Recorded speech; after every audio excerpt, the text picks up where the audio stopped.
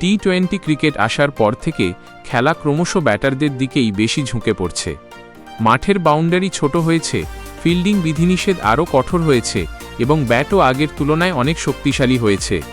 ভারতের কিংবদন্তি ক্রিকেটার সুনীল গাভাস্কর এই পরিবর্তনে খুব একটা সন্তুষ্ট নন। নিজে ব্যাটিং কিংবদন্তি হওয়া সত্ত্বেও তিনি মনে করেন খেলায় আবার ভারসাম্য ফিরিয়ে আনার জন্য কিছু নিয়ম পরিবর্তন করা দরকার। শুরুতেই তিনি নো বলের নিয়ম নতুনভাবে লেখার দাবি তুলেছেন। সানি গাভাস্কর বলেছেন, ব্যাটারের মাথার সামান্য ওপর দিয়ে গেলেই বাউন্সারকে ওয়াইড ডাকা হচ্ছে। এটা যেন এক হাতে বেঁধে ফাস্ট বোলারকে বল করতে বলা হচ্ছে। বোলারদেরও একটু ছাড় দেওয়া উচিত। এখন বাউন্ডারি ছোট করা হয়েছে, অথচ মাঠে জায়গা থাকা সত্ত্বেও তা পেছনে সরানো হচ্ছে না, ফলে বোলাররা আগেই চাপে আছে। আরও বলেন, যদি নিয়মে সামান্য বদল এনে ব্যাটারের মাথার ওপর প্রায় 1 ফুট পর্যন্ত অর্থাৎ ব্যাটের হাতলের সমান উচ্চতা পর্যন্ত ছাড় দেওয়া হয়, তাহলে ফাস্ট বোলাররা কিছুটা স্বস্তি পাবে এবং আরও আক্রমণাত্মকভাবে বোলিং করতে পারবে। গাভাস্কর স্মরণ করিয়ে দেন, একসময় সীমিত ওভারের ক্রিকেটে বাউন্সার পুরোপুরি নিষিদ্ধ ছিল।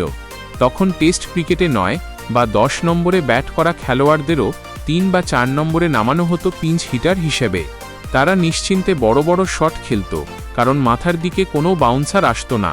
তিনি বলেন, Wasim Akram, Waqar Younis, Curtly Ambrose, Courtney Walsh, Allan Donald, Javagal Srinath, Zaheer খানদের মতো বোলারদেরও সহজে মারছিল ব্যাটাররা।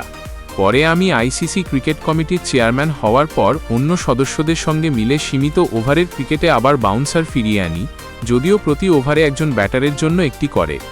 গাভাস্কর প্রশ্ন তোলেন, ব্যাটারদের তো কোনো শট খেলতে বাধা দেওয়া হয় না, তাহলে বোলারদের কেন তাদের সব রকম কৌশল ব্যবহার করতে বাধা দেওয়া হবে? শেষে তিনি বর্তমান আইসিসি ক্রিকেট কমিটির প্রধান সৌরভ গঙ্গোপাধ্যায়ের উদ্দেশ্যে বলেন, পরের আইসিসি ক্রিকেট কমিটির বৈঠকে বোলারদের কথাও একটু ভাবুন। ভালো ব্যাটারের মাথার একটু ওপরের বাউন্সারও খেলতে পারবে। এতে ব্যাট ও বলের লড়াই কিছুটা হলেও সমান হবে। সুনীল গাভাস্করের সাথে আপনি কি একমত? জানিয়ে দিন কমেন্টে। ক্রিক পালস 24।